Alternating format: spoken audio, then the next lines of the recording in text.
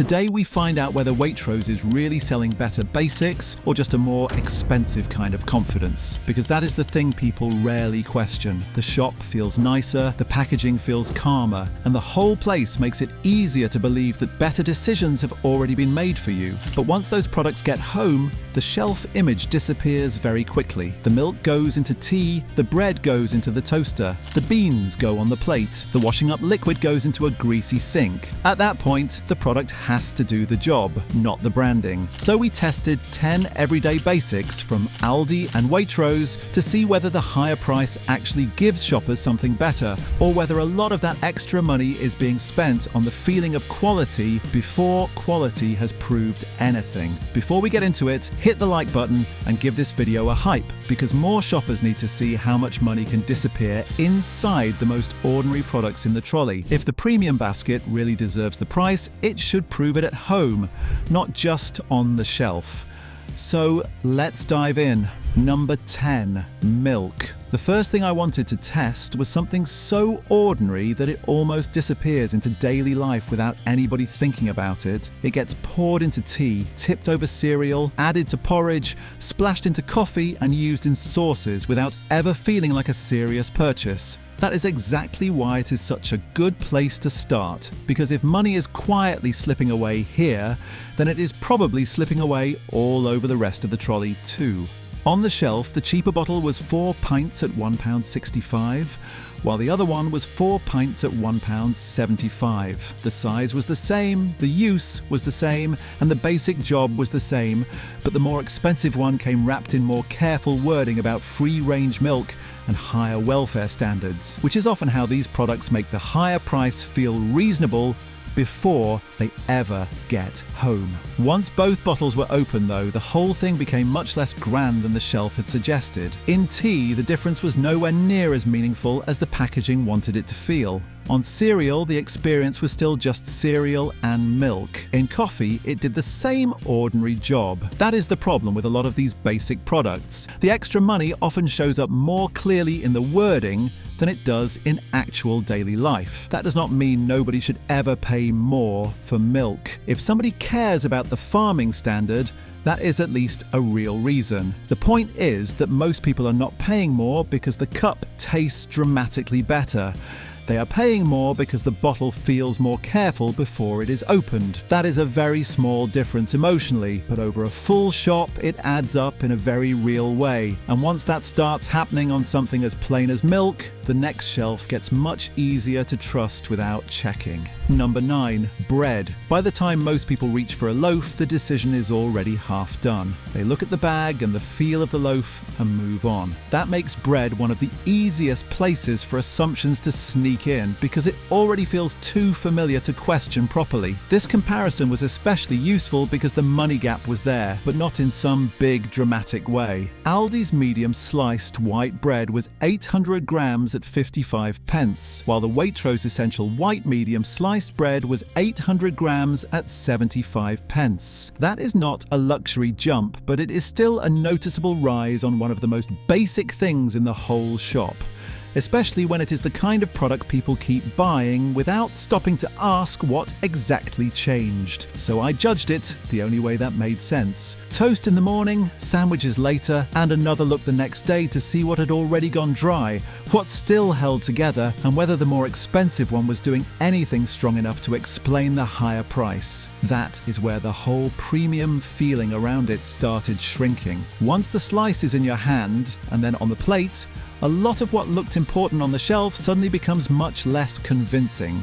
That is what makes bread such a good example of this problem. The more expensive loaf can look like the smarter, more grown-up choice before it is opened. But if the everyday use is still basically the same, then a lot of that extra value was just image. That may not sound like a big deal when it is only 20 pence, but that is how a weekly shop gets quietly heavier. One basic product after another picks up a small extra charge, and each one feels too harmless to challenge on its own. Number 8. Flour. It is hard to think of a more thankless product than plain flour, because once it is used properly, it disappears into something else and gets no credit at all. It becomes batter, gravy, pancakes, pastry, cake mix, or whatever else is being made, and after that, nobody thinks about it again. That makes it one of the cleanest tests in the whole shop, because if the pricier version is really worth more, the result should be obvious enough to justify the extra cost before it vanishes into the recipe. The cheaper bag was 1.5 kilograms at 70 pence, while the Waitrose Essential plain white flour was 1.5 kilograms at 85 pence. Same size, same basic use, and the same cupboard roll. Yet one of them was still collecting more money before it had even become anything. That is where the silliness of some of these price jumps starts to show itself, because the more expensive bag is asking to be treated like a better decision, even though it is heading toward exactly the same kind of bowl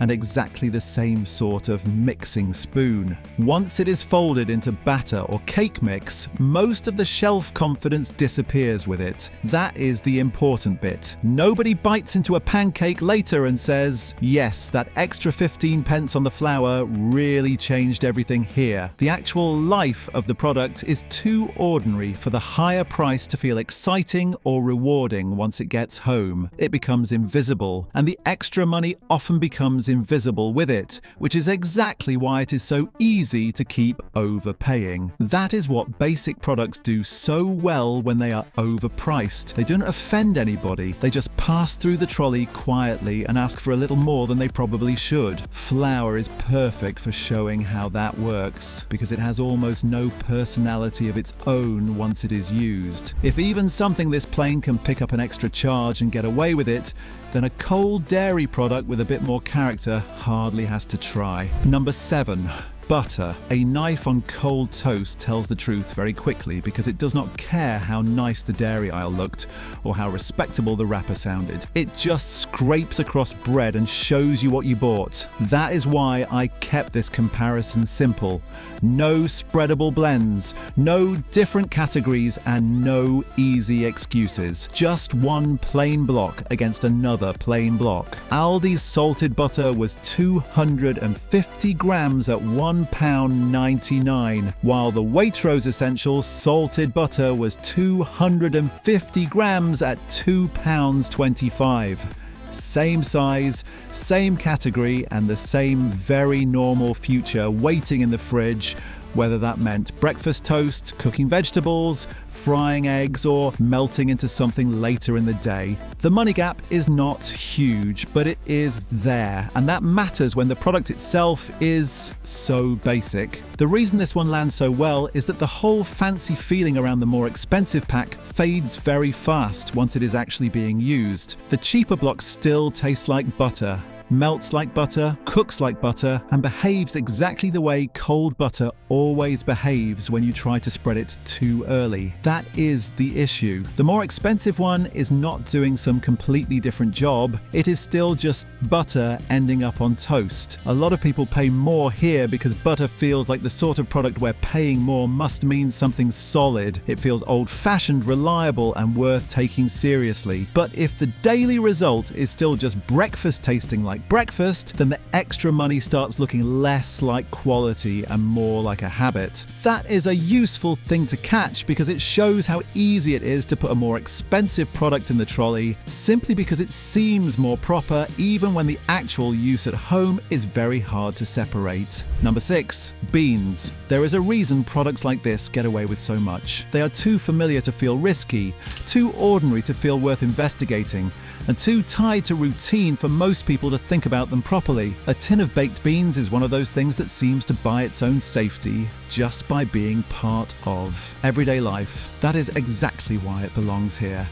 The Aldi tin was 410 grams at 40 pence, while the Waitrose Essential baked beans came in at 55 pence for 420 grams. So yes, the more expensive tin gave you a tiny bit more, but not enough to make the higher price suddenly feel clever on its own. On a basic cupboard staple like this, the question becomes very simple, because the whole point of paying more should be that it actually gives you something people can notice when it is hot. and on the plate. This one gets even more awkward for the expensive side when you remember that Aldi's beans have done well in recent blind taste tests, which means the cheaper tin is not just winning on price. It has also been taken seriously on taste by people comparing it to better known and more expensive rivals.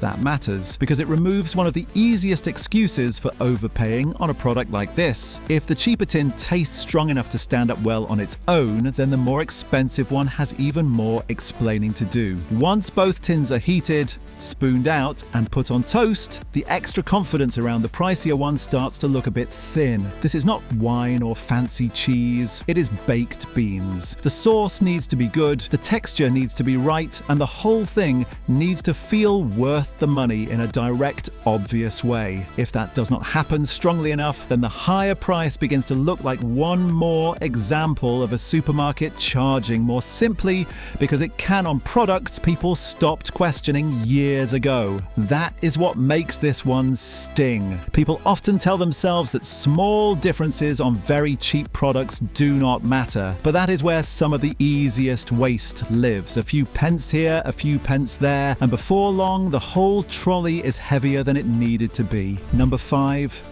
Mayonnaise. This one made me laugh a bit because mayonnaise is one of those products that can sound much more important in the shop than it ever does on the plate. In real life, it goes into sandwiches, sits next to chips, gets mixed into tuna, or ends up forgotten in the fridge door for a week. It is useful, but it is not exactly carrying the meal on its back. Aldi's real mayonnaise was 500 millilitres at 95 pence, while the Waitrose Essential mayonnaise was 500 millilitres at £1.40. Same amount, same basic use, and the same future waiting in lunch, dinner, or whatever needs a quick squeeze. That is a pretty clear jump in price for a product that most people use in very normal, unromantic ways. This is where the problem becomes very easy to picture. A slightly tidier bottle, a slightly more put together label, and suddenly the more expensive one starts looking like the version bought by people who know what they are doing. Then it lands in a sandwich and the whole act settles down quickly. Most people are not sitting there thinking about how deep and meaningful their mayonnaise is. They are thinking about lunch.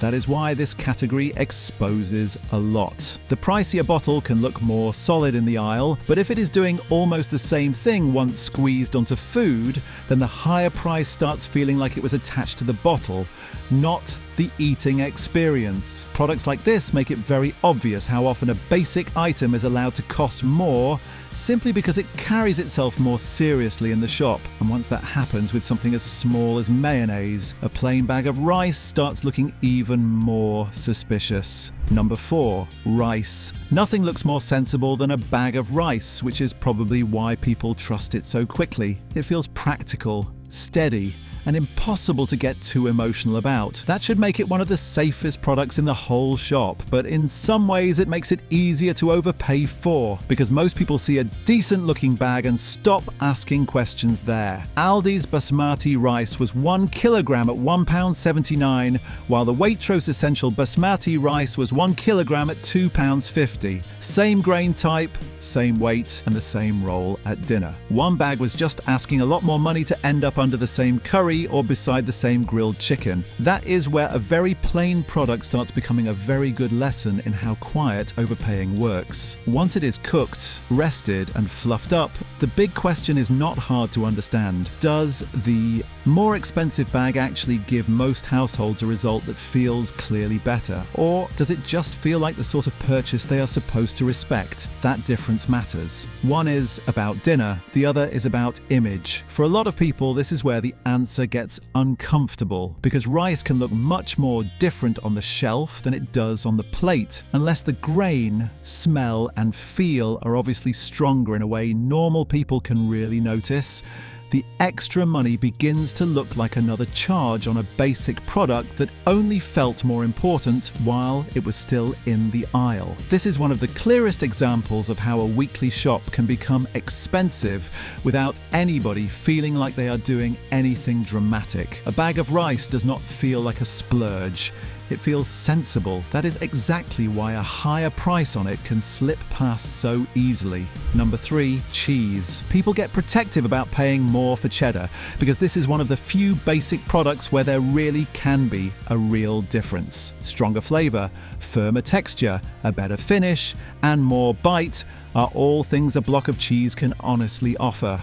That is true. What is also true is that this category still gets too much automatic respect just because it sounds easier to justify. Aldi's British mature cheddar was 400 grams at £2.49, which works out at £6.23 per kilogram. The Waitrose Essential Mature Cheddar was 350 grams at £2.75, which works out at £7.86 per kilogram. So even after you strip away the pack size and compare properly, the more expensive one is still clearly asking for more. That means the more expensive block has to do more than just be decent. It has to be clearly better in a way people will notice once it is sliced, melted, or eaten on its own. That is where a lot of cheese pricing gets away with too much, because the product sounds like the kind of thing that deserves a free pass.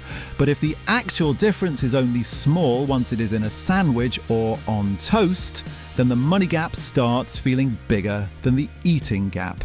This is why cheddar sits so high in the list. It is one of the strongest categories for making a case for a higher price, and even here the extra money can still feel a bit overconfident once the wrapper is gone. If the cheaper block is already giving a strong enough, perfectly satisfying everyday result, then the pricier one needs a very clear edge to stop looking like another example of paying more because the supermarket knows customers are already ready to forgive it. That is exactly why the last two are so useful, because both strip away more of those excuses. Number 2, washing up liquid. Once the plates are stacked up and the frying pan is greasy, all the nice atmosphere from the supermarket disappears. Nobody cares how calm the shelf looked at that point. Nobody cares how thoughtful the bottle design felt. They just want the thing to work, which is what makes this such an honest test. The Aldi bottle was 500 millilitres at 62 pence, while the Waitrose Essential Washing Up Liquid was 500 millilitres at 80 pence. Same amount, same use, and the same greasy sink waiting for both of them. That kind of gap can sound small in conversation, but on a plain household product like this, it is very hard to hide once you stop talking and start using it. This is one of the rare products in the whole shop that gets dragged into a very direct kind of honesty. There is no farm story, no nicer grain, no sharper flavour, and no soft feeling that maybe the more expensive one is somehow the more grown-up choice. It either cuts through grease well enough to explain the price, or it does not. That is what makes it such a good check on all the extra image supermarkets build around themselves. A lot of expensive basics survive because customers never force them into a simple enough test. This one doesn't get that protection. It has to earn the money in the sink. If it does not clearly do that, then it starts looking like one more basic product that was allowed to charge extra because the place selling it seemed more trustworthy than the product itself really needed to be. Number 1, pasta. Then there is the one that makes the whole point feel almost too clear. Dry pasta has nowhere to hide once it gets home. It goes into boiling water, gets drained, gets covered in sauce, and becomes dinner. That is all it does. There is only so much image you can attach to a packet of spaghetti before a normal weekday meal knocks most of it away. Aldi's spaghetti was 500 grams at 28 pence. The Waitrose Essential Spaghetti was 500 grams at £2. Same weight, same product, and the same basic future in the same saucepan. That means the more expensive pack is not just a little bit dearer. It is asking for far, far more money on one of the plainest cupboard staples in the whole shop. This is the point where the title really starts to make sense. Same quality does not have to mean every tiny detail is identical in some technical way. It means that most people end up living through the same sort of dinner. Same sauce, same plate, same fork, same rushed evening, same ordinary meal. And if that is the life the product is going into, then the more expensive packet has to make a very strong case for itself once it is cooked. that is exactly where it gets into trouble. Unless the more expensive spaghetti is clearly giving a much better result in a way ordinary people can really feel without pretending, the price difference starts looking ridiculous. Not slightly high, ridiculous, because this is not some special handmade pasta bought for a big occasion. It is the kind of thing people boil on a tired weeknight because they want something quick and easy. That is where the premium basket starts to look less convincing. Not because paying more is always wrong, but because basic products need basic proof. If they do the same job in the same kitchen, the higher price needs to earn its place. Comment below whether you still trust Waitrose basics, like this if you found it useful, and subscribe for more supermarket tests.